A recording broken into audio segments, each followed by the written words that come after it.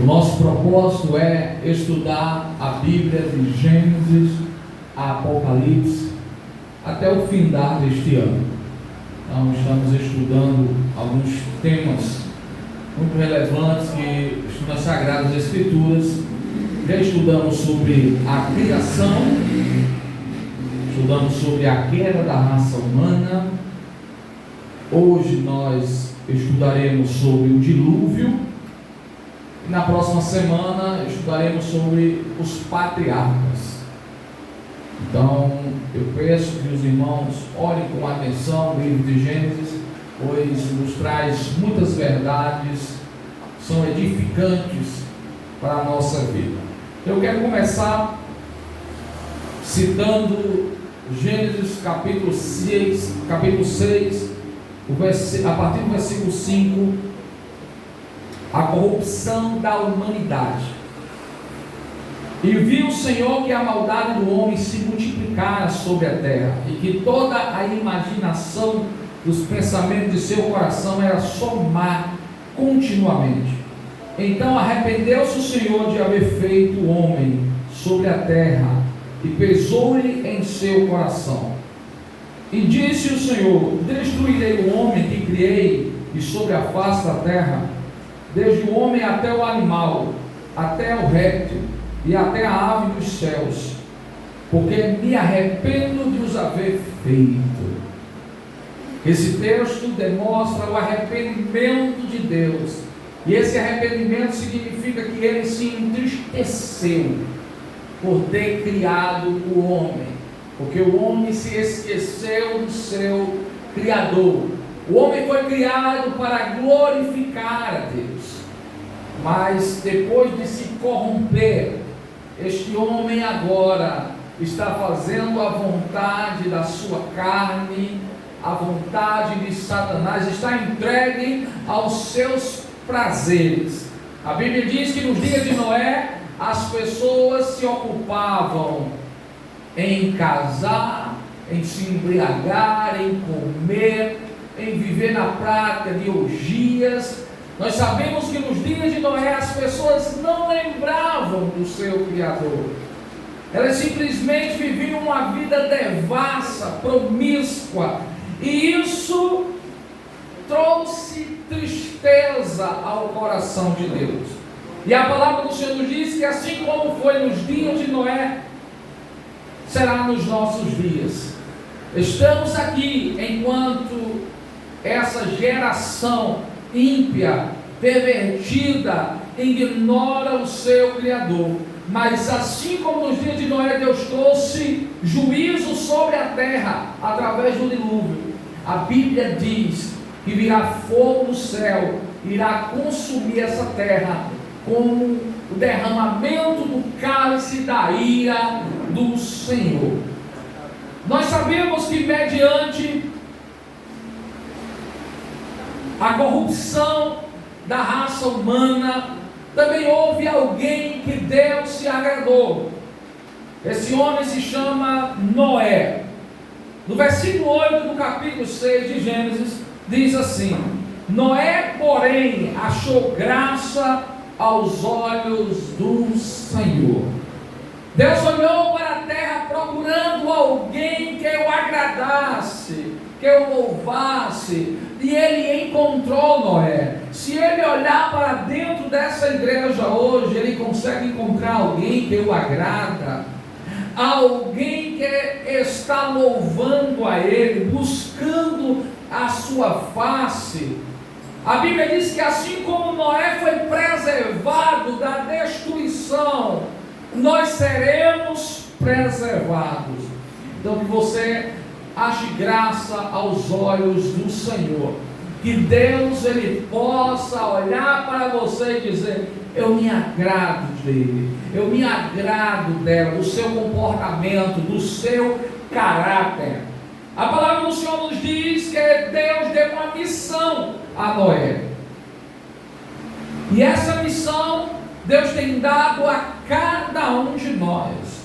No versículo 13 diz: então disse Deus a Noé: o fim de toda a carne é vindo perante a minha face, porque a terra está cheia de violência. E eis que eu desfarei com a terra.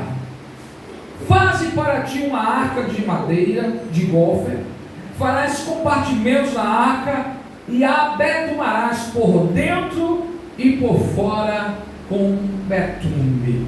Deus dá uma ordem a Noé: prepare uma arca, porque virá um dilúvio sobre a terra, uma grande chuva. Até então, as pessoas nunca tinham testemunhado algo desta magnitude. Então imagine Noé construindo uma embarcação que até então as pessoas desconheciam, um barco tão grande. As pessoas passavam e viam Noé empenhado naquele projeto, junto com a sua família, e quem sabe alguns diziam: este homem é louco, é insano, onde é que ele vai navegar com esse tão grande barco? Mas a Bíblia diz que Deus dá uma missão a Noé, e Noé cumpre com excelência. E Deus te deu uma missão: você precisa colocar a sua vida no altar, você precisa buscar a santidade. A Bíblia nos diz que nós somos o templo e morada do Espírito Santo.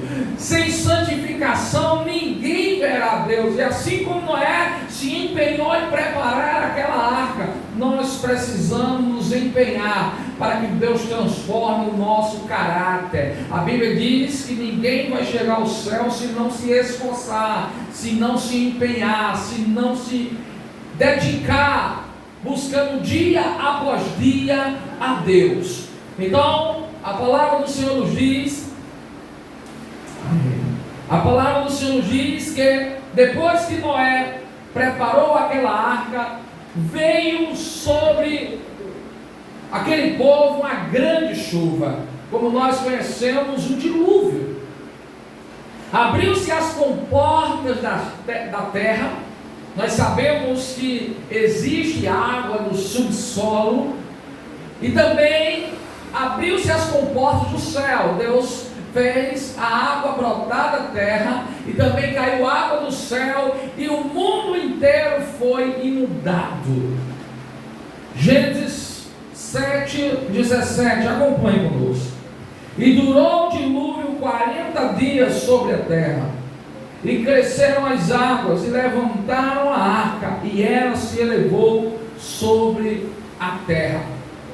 Hoje nós testemunhamos um período de chuva durante 2, 3 dias, e os lugares ficam alagados, os carros são impedidos de transitar, muitas casas desmoronam.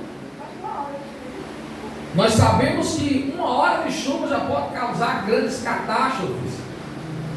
Imagine 40 dias ininterruptos, chovendo sem parar. E além de chover, as águas começam também a brotar no centro da terra. E a palavra do Senhor nos diz que o mundo foi inundado até que o mais alto monte fosse coberto com água. A palavra do Senhor nos diz que depois que Deus inundou o mundo com água, Ele proporcionou um recomeço a Noé e a sua família. Gênesis no capítulo 8, o primeiro versículo diz: e lembrou-se Deus de Noé e de todos os seres viventes e de todo o gado que estavam com ele na arca. E Deus fez passar um vento sobre a terra, e aquietaram-se as águas. A palavra do Senhor nos diz que ali estava Noé com os animais dentro da arca. E então todos já estavam mortos, aqueles que ficaram fora da arca, tanto os animais como os seres humanos. Não havia nada que tivesse prevalecido contra aquele grande dilúvio, porque além de chover 40 dias, passou-se 150 dias com as águas ainda cobrindo o cume dos montes naqueles dias. Então não havia possibilidade alguma de alguém sobreviver. A palavra do Senhor nos diz que em dados momentos estava Noé soltando um pássaro para que ele pousasse em algum lugar. E em um dado momento o pássaro trouxe um pequeno ramo para Noé. Foi quando as aves começaram a brotar. Nós sabemos que passar 150 dias dentro de uma arca não é fácil.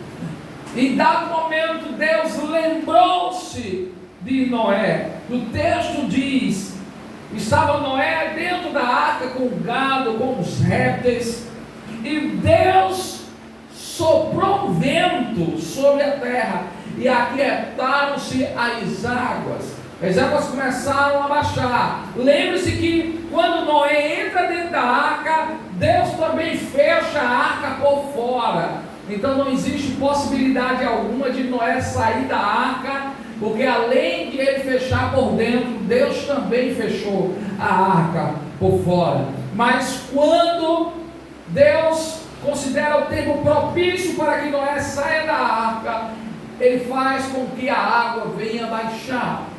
E a palavra do Senhor nos diz que quando Noé sai da arca, Deus faz uma aliança com Noé e com toda a raça humana. Aqui no capítulo 9, o versículo 11: e eu convosco estabeleço a minha aliança, que não será mais destruída toda a carne pelas águas do dilúvio, e que não haverá mais dilúvio para destruir a terra. Todas as vezes que chove, nós contemplamos um arco-íris se formando no céu, e aquele é o sinal de Deus